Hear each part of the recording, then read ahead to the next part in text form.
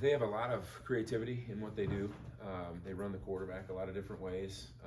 He's very active in the pass game as well as a scrambler and as a moving pocket guy, a lot of boots and sprint outs and those kinds of things. He's got a lot of athleticism on the perimeter. I mean, they have a very good foundation of what they do, and they do it well. So that's, I mean, they're and you know, they've got playmakers too. You know, at the tailback spot, at the receiver spot, and I'm you know, it's another game, and we're gonna have to execute and play well. Is Jason being their quarterback just as dangerous when you do a good job covering and he takes off? I think so. I mean, because it seems that he has tremendous speed.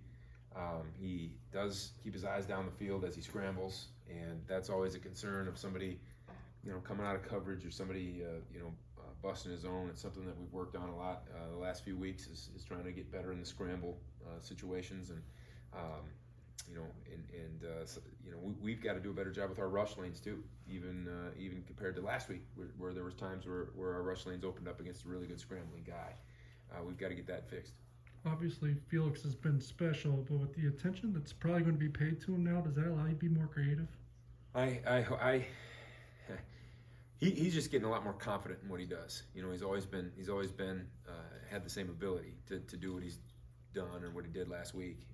I just feel like now he's kind of expecting it more, and so I don't know if it does anything for us. You know, we feel comfortable. We felt comfortable rushing three since week one. We've done that a number of times, and so you know, we've done some more things where we're bringing four to try to get him some more one-on-ones, and that's paid off the last couple of weeks. How hard is it to balance when he's on, keeping him on the field and also keeping him fresh?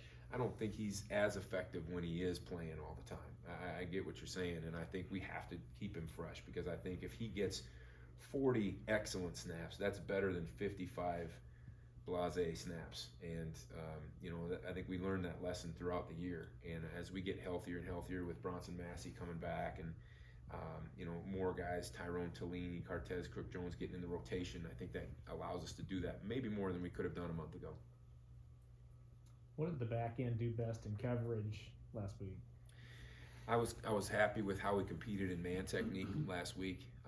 I was happy with the depth that we were getting in some of our zone drops. I think again, as we just get more and more comfortable in the things that we do, you know, it's an experience thing. I mean, it's a repetition thing, you know, and nobody understands it on paper anymore. You know, people need to do it. They need to see it. They need to learn it for themselves. You know, tangible learning, and that's where we're getting more and more bank reps, and we're getting better and better each week. How much does a guy like Reggie Stubblefield built to apply pressure from that second level? You know, he's been outstanding. He's been kind of an unsung guy, because he gives us a dynamic playmaker on one half of the field, and we've you know, if you look back, even what we were at North Dakota State in those years, we had players in those positions that could really flash. And you know, even when TCU put him into the box a lot formationally, he was still able to make some plays and flash. And I just think his how hard he plays makes him go. And he has a great understanding. He's a really smart football player. He's physical.